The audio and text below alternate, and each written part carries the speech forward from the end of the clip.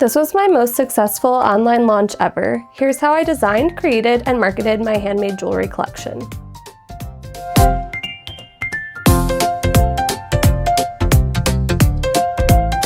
Hi, I'm Chloe and I make handmade jewelry. This week I launched my newest collection, the Coastline collection, and it exceeded all expectations. In this video, I'll show you behind the scenes, my design process, and tell you a little bit about why I think this collection was so successful compared to some of my other collections. If you know me, you know that I'm intensely in love with water, and I specifically love the coast of Maine. I had a few ideas banging around in my head for a while to make a collection inspired by the coast, but I wasn't sure how to bring all the pieces together until I found the stones that I'd ultimately come to center in the collection and the shells and lobster claw pieces on the beach that would become important in the design process as well. This collection started off by me jotting down all of my sporadic ideas into a note on my phone because I tend to forget my ideas if I don't write them down, and then sitting down and creating a sketchboard of each design. I truly believe that this collection ultimately became so beloved by everyone because I was so inspired by it and I used pieces of my happy place to make it come to life. I wanted to quite literally incorporate pieces from the coast into this collection, and I did so in a few different ways. I found pieces of lobster claws and empty shells of various types on the beach, and I sand cast them to go into two of the necklaces that I made. Then I found some other shells that I had the idea to make an impression of them in wax and get them cast so that the impression of the shell is left and made into a ring. Additionally, I found a stone seller that was selling a newfound jasper that screamed coastline to me in the patterns on the stone. This stone has intense blues and cool tans that look just like the rocks hitting the water and the lichens and rocks along the coastline. It truly looks like an ocean from above. I mean, look at it. Tell me I'm wrong. All of these coming together made the collection what it ended up being in the end. I really pushed to get this collection finished before an upcoming trip that I had to Maine. I knew that getting these pieces photographed on the coast would really just pull the collection together as opposed to just using my light box. Nothing wrong with that, but I just thought that having the actual coast behind them would really pull it together and make it what it needed to be. I literally had a checklist set up on my Trello board step by step so that I could get each piece done in time before my flight. While in Maine, I found an absolutely stunning spot along the coast that really embodied the collection. I know it sounds like I'm being dramatic, but I swear it really did. Photographing is really hard for me because I'm not technically trained in photography, and it's just like the final step. Like, you're so close to launching your collection, but you have to get good pictures of it before you can make an online collection. I think one of the blockers that I have in my brain is that the pieces are so intensely beautiful in real life and the stones, and it's oftentimes really hard to catch that. Like, the light will capture the stone in a certain way, but it might look different in person. One thing that's really helped me level up my photography game recently was investing in a real camera. I did buy a Sony a7 III and I have loved that. Don't be fooled if you have an iPhone camera. That's what I used for my first 2 years of my handmade jewelry business. iPhones are perfect, and if you have one, use what you got. You don't need a new camera.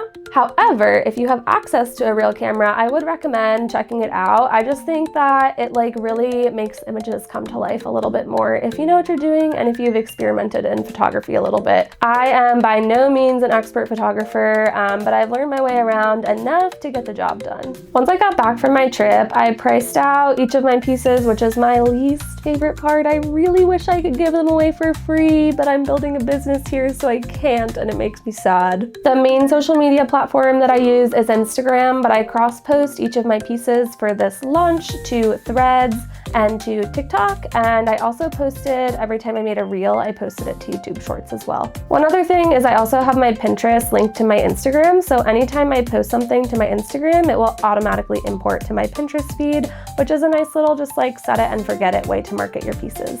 As it got closer to the launch date, I also edited my website to make it very clear on the homepage that I had a new collection coming soon, and I added photos as well to my homepage. I swapped out old photos for new photos of these new collection pieces that were coming. On the day of the launch, I was feeling really nervous. I'm not gonna lie to you, I've had a really slow spring and early summer as a maker. I know that the world is really difficult right now and buying new expensive pieces of jewelry are not people's top priorities. which I totally and completely understand. It does feel a little weird at times to be like selling and marketing expensive pieces when so many people are in crisis, but I do feel that art is really important and art is also my happy place, so I do appreciate you sticking with me. For this launch, one really important thing that I did was revamp my pricing formula. When I was looking at my profits from 2024, I realized that I had really only broken even though I had sold most of the pieces that I had made. Although it was really scary to raise my prices, I realized that I was more so pricing my pieces to sell in 2024 as opposed to pricing my pieces to grow my business. So this time I priced my pieces to grow my business, and I figured that I would just look and see what happened, and I could go from there and I could always adjust. Adjusting prices can be really scary, but I knew that it was an important step for my jewelry business to grow, and if it meant pieces were sitting for a little bit longer until they found their perfect person, that was okay with me. To my complete surprise, 3 p.m., the time of the launch hit, and people started flocking to my website. It is so fun to watch where people are tuning in from on Shopify's little website tracker. The orders came in throughout the evening, and on the first day, I ultimately sold 7 pieces and a little over $1,000 in profit. I know that might not sound like a lot of pieces to you, but this collection ultimately only had 14 ready-made pieces, and so that was a lot to sell half of them. I also had never made $1,000 in profit on the first day of an online website launch ever before, so this was my most successful launch ever, and you all completely blew me away. I was so happy and surprised.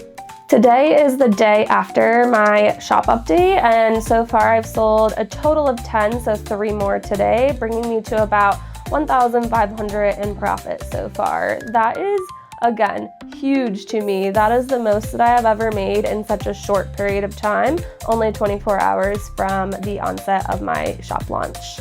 I have a relatively small social media following, so a lot of times people will kind of trickle in over the days and weeks following the shop update, so I'm looking forward to seeing what's to come too. Now that the height of the shop update is over, it is time to pack up those pieces, so I'm gonna insert a little clip of me doing that next. Insert packing clip here.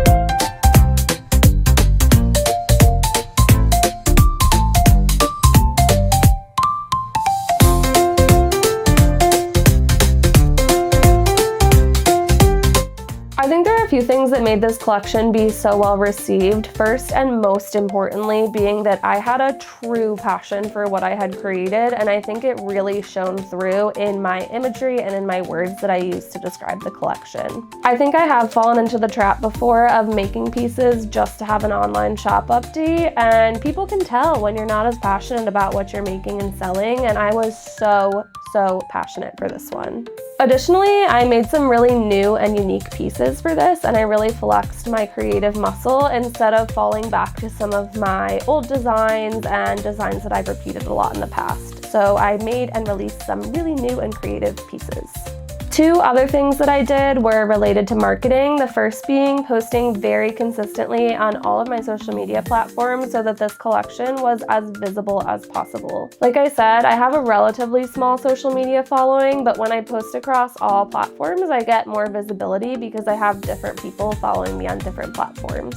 And then lastly, I really started advertising my email list and used it as a tool to tell people when this collection went live. I actually had 3 orders directly from my email that I sent out right after the collection launched. In years past, I have never utilized my email list, and I only had very few subscribers because I never talked about it and I didn't have it very visible as to where to sign up. So if you are a maker, I would highly recommend capitalizing on those email lists and making sure that you send them out each time you launch a collection. Thanks for watching today. I would love to hear what you have to think about this collection. It truly has like a piece of my heart in it. So feel free to leave some comments down below. Also, if you'd like to see some more behind the scenes of my handmade jewelry business, it would mean so much to me if you would like and subscribe.